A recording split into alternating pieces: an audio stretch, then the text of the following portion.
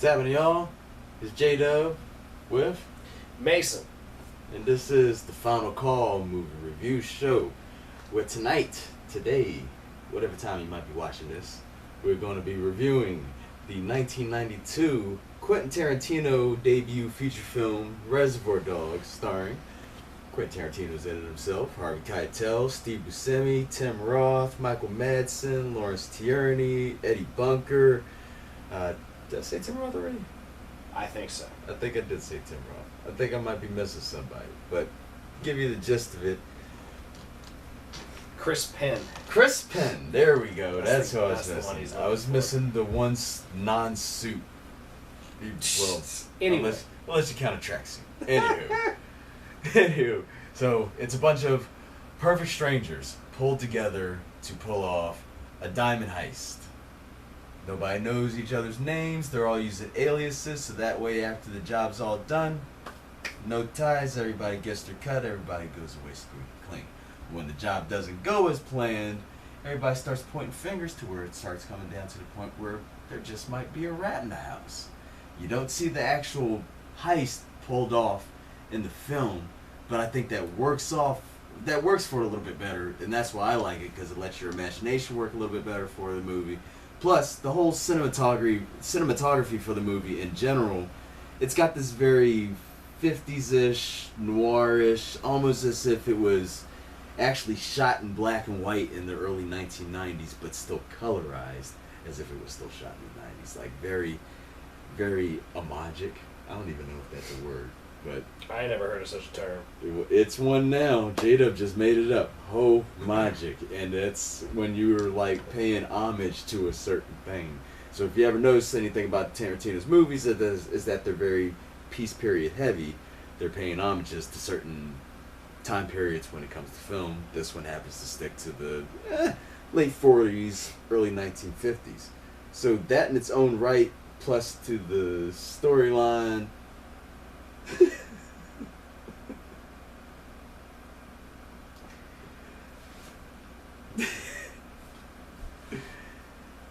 I done lost my track, man. Please go. All right. Well, look. I don't know exactly how this movie is too much of a throw to the 50s and such. I mean, look it. It's an alright film. It's a Quentin Tarantino movie. It's an exercise in low-budget filmmaking, which I have a great appreciation for, making something on a low budget. That's why you don't see the heist. There's just a few characters in the film. Every scene is shot in a really plain and ordinary kind of scene environment that's obviously, like an empty warehouse or empty alleyway, or it's a great low budget flick. But my issue with it is Tarantino's known for his dialogue, and he just hadn't quite caught his stride yet, in my opinion, in this film, because the dialogue in this film irks me. It annoys the hell out of me. Like, it's so juvenile, the way that the characters interact with each other, and maybe that's to make me dislike these characters. Maybe that's part of the plan. I don't know. If that's part of the plan, well done, dude. But look, it's my least favorite Tarantino film at this point. I used to like it more because it was just kind of like wild and crazy. But as I look at it over the years again and again, each time I watch it, I find myself annoyed by the majority of the characters in it. I don't like the good guy.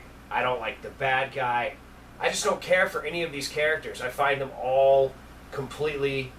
the only one I like is Buscemi. Mr. Pink. Mr. Pink, the only real professional in the bunch. But he even blows it. I'd have been gone. It's crazy.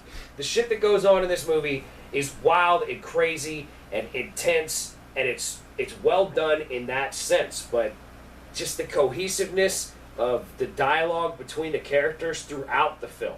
When every character says to every other character, I want to smack them. I want to not listen.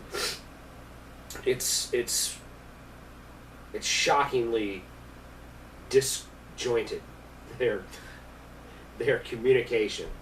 I found the communication to be also, once again, an homage in itself. Because it was almost like that of a classic gangster movie. Almost to a T, minus the fact where they were speaking their dialogue, peppered with blatant, silly racism that has, like, no real need to be there. Well, but it wasn't so much. It was like almost that you could take the words and put it in a gangster film from the classic era, but minus the here, see? Almost in a way. And that's what I think works so well for if they had put in, see, at the end of a lot of the dialogue, I think I would have liked it better. I really would have. Like, what did Michael Madsen say at one point? It's like, I don't know about you, Eddie, but I'd make you my dog's bitch. I guess you're right. I'd make you my dog's bitch, see? Exactly. I'm the only one acting like a professional here, see? Like, if they had made that movie like that, holy shit, I'd give it a 99. It would be a 99. Yep. They'd still be alive, see? You see? That's what happens here. You've been listening to K-Billy sounds of the 20s? It's delicious, man.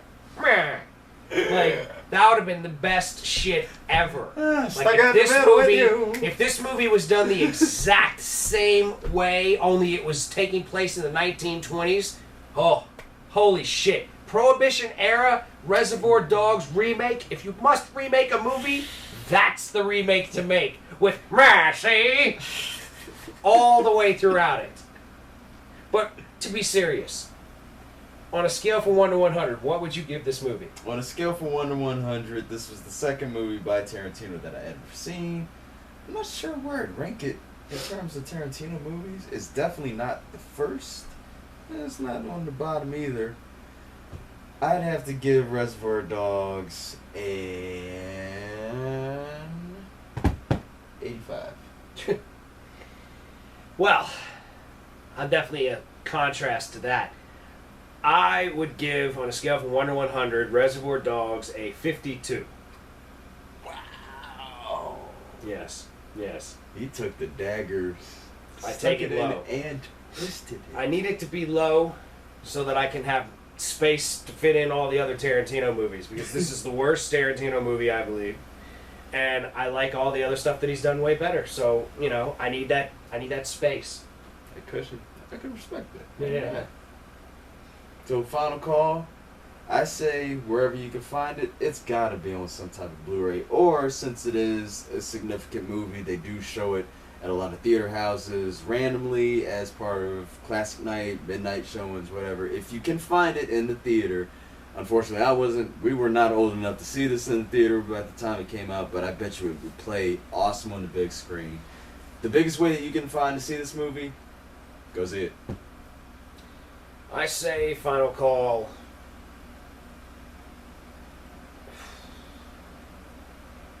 If you like Tarantino films, definitely watch it. If you're not a big fan of Tarantino films, don't watch it.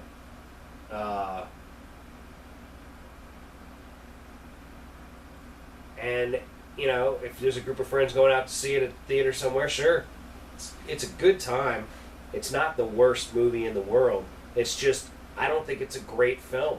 Like, I think Tarantino's overblown. So, this movie by far is his most overblown, that people like a lot, that I don't think is worth as much of his, So yeah, 55. Check it out, but don't break your bank to see it. 52. 52. And don't break your bank to see it. So that being said, real quick, if somebody said they were about to go on a Tarantino binge in no specific order, would this be the movie that you would pick for them to watch very first, so that way they're working their way up to... Are they planning to watch all of the films that he's ever done? Yes. Yeah, start with this, absolutely. Okay. Get it out of the way. It's like tear the Band-Aid off. After that, it's all sunshine and rainbows. Something like that. I'm hungry. Let's go get a taco.